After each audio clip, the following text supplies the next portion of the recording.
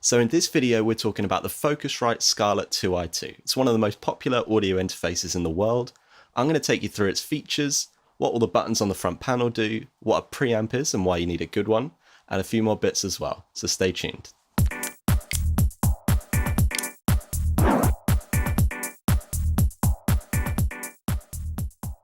How's it going, guys? It's John Holt here with The Audio Journey, helping make music production accessible to all. And here on this channel, what I do is a variety of music production tutorials, mainly focused towards beginners and beyond. So if that's something that you might be interested in, then definitely consider subscribing. So firstly, if you're new to this, you might be thinking, what is an audio interface and why do I need one? It's a really good question. And one of the main reasons is that the microphones that we use in day-to-day recording, whether you're podcasting, recording bands, they use a type of connection called XLR, which looks just like this. And essentially that's not going to plug into a computer. So you need a middleman, if I can call it that, between your microphone, the cable, and getting it into your computer. So that's primarily what an audio interface is going to do. Secondly, to use the studio monitors like you see behind me here, they don't plug in directly to your computer either. So they also plug into an audio interface. We'll go through that when we're having a look at the 2i2, but yeah, they're the two main reasons, as well as higher audio quality, that you're going to be looking to get an audio interface. So let's dive in and have a look at the front panel. Firstly, it's a 2-in, 2-out interface, so 2 inputs and 2 outputs. The 2 inputs are on the front just here, and you've got 2 options as to what you can plug into them. As I just mentioned, XLR cables are what microphones use, and these plug into the big circle bit here, just like so.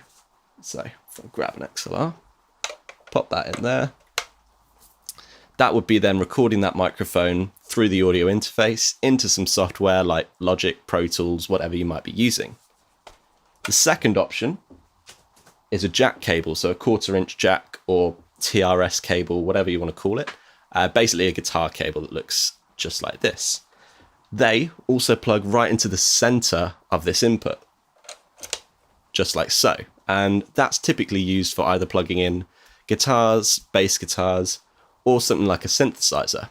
Now, next to those inputs, you've got the gain knob, which basically allows you to turn up the volume of what's being recorded before it gets to the software. So if you're recording something really quiet on a microphone or some really light guitar playing that needs a bit of extra volume, then you can add it here. And the little light around this gain knob, called the gain halo, flashes green when it's got a good amount of signal going in, so that you've got an idea that you're recording a good amount of level. Down here, you've got a switch that says line or inst. And basically what that means is, are you recording something that's quite loud, like a synthesizer, or something that's relatively quiet, like a guitar? So the way I remember it is a guitar is an instrument, and that's the setting that you want to keep. Whereas a synthesizer, which is much louder, is going to go onto the line input. And that just means that you're recording them at the right kind of level, the right impedances and stuff. And it's important to get right, but it's fairly easy to remember. Next up, we've got this 48V button here. Now, this isn't plugged in at the moment, but when it is, you push this in and it turns red. I'll put a photo up on the screen now. There you go. So that's what it's going to look like when it is plugged in via USB. And essentially what that does is it provides power to a specific type of microphone called a condenser microphone. They require 48 volts of power, or phantom power, as it's also called, to work. It's just like plugging something into the wall that needs to be plugged in. That has to be turned on, or you're not going to get any audio through. There's another type of microphone called dynamic that doesn't need that, but condenser microphones do need that, so that's a good thing to remember. Next up, we've got this direct monitor switch just here, which you can turn between on and off. And when you've got the direct monitor switch off, what you'll be hearing is the audio coming from your computer. So it will be coming from Logic, Cubase, whatever you're using, or YouTube and iTunes, whatever you've got going there. And you won't be hearing anything that's coming directly from these. Whereas if you turn on direct monitoring, then you're going to be hearing all the same stuff. You're going to still be hearing Logic, Cubase, whatever you've got coming from your computer, but you're also going to hear what's coming directly into here. So that could be you talking into a microphone, that could be you playing guitar, whatever it is. You're going to hear that coming through the headphone port and these outputs, as well as all the software stuff that normally comes through there. Next up, we've got the monitor dial, and what that controls is the amount of volume that you're sending to these monitor outputs. And the monitor outputs are what I have plugged into these. And that's what monitor outputs are. These are studio monitors.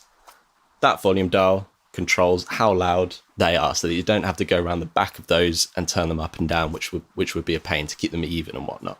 Next, we've got the headphone volume control, and that quite simply controls the volume of the headphones which you plug into here. Now, the headphones that I use are these ones just here, and they have the same size plug as a guitar cable, which is 1/4 inch.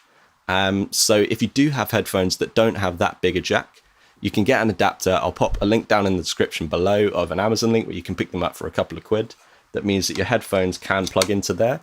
And that's one of the ways that you can listen back. If you don't have studio monitors, which I didn't have for years, a pair of headphones will do just fine, plug into the front. Now, one thing that I see people get wrong all the time is they plug in an audio interface, they start playing audio back from YouTube or Logic or wherever, and they can't hear any sound. And the reason is they haven't plugged anything in to either the headphone port or the monitor outputs. They've still got their speakers, maybe that they've got connected directly to the PC, or they've still got headphones plugged into the PC, or they're just expecting to hear sound from the PC as they always have done. That's not the case. When you're using an audio interface, you have to have something plugged into either the headphone port or the monitor outputs, or you're not going to hear anything. Next up, what is a preamp and why do you need a good one? It's a really good question, and essentially what a preamp does is, it's kind of in the name, it's an amplifier. So when you plug a microphone in there, a microphone actually gives out a really quiet signal, so that needs to be amplified or made louder before it goes into your recording, or you're not going to hear it. The reason that you need a good one is because if you have cheap preamps that are maybe in an interface that's not quite as expensive, but you saw it as better value for money, essentially when you turn up this gain dial, so adding volume, which you have to do the majority of the time, that is going to introduce noise to your signal. You're going to hear background noise, and it sounds fairly unprofessional. So especially if you're doing quieter recordings like acoustic guitar or vocal work, you're really going to hear that noise. And it's the difference between a good preamp and a bad preamp. And you'll hear good preamps called clean preamps. And that just means that you can boost the signal without getting that nasty background noise. It's a cleaner signal. Now, connecting your Scarlet to your computer could not be easier. All you need is a USB-A to B cable. Now, USB-A is what you're used to seeing a USB cable look like. It's this type of connection. And then USB-B is a connector type that looks something like this. So you might have seen it in a printer or a scanner or some other equipment that you may have. That is the end that goes into the interface. On the back, just here where it says USB, goes into there.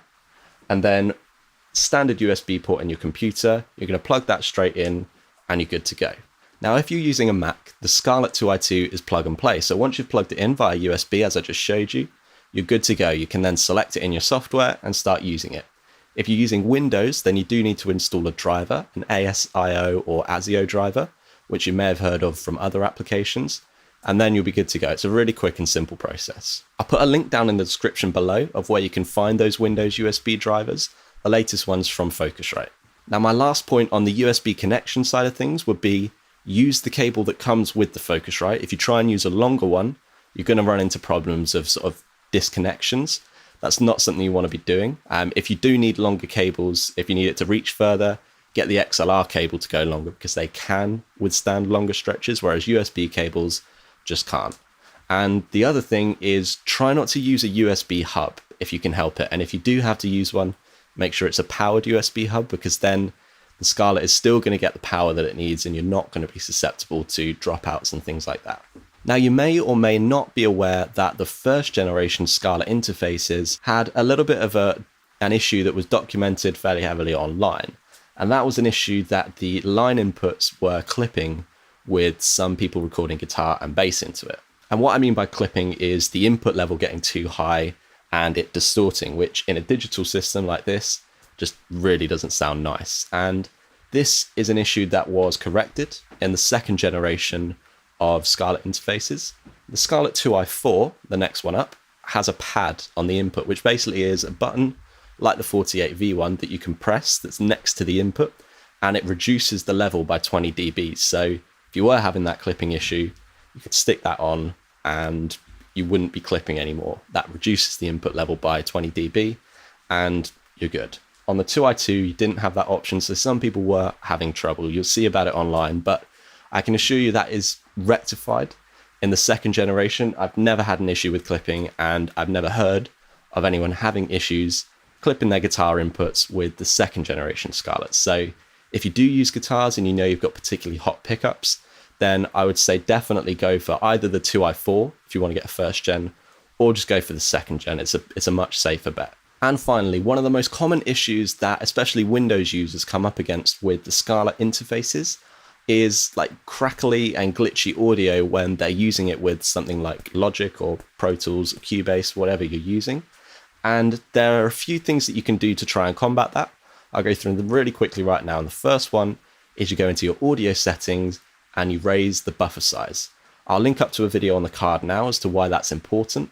But basically, it just gives your computer a bit more breathing space, a bit more CPU power to process everything, because if it doesn't have that, you get those glitches and crackles and pops.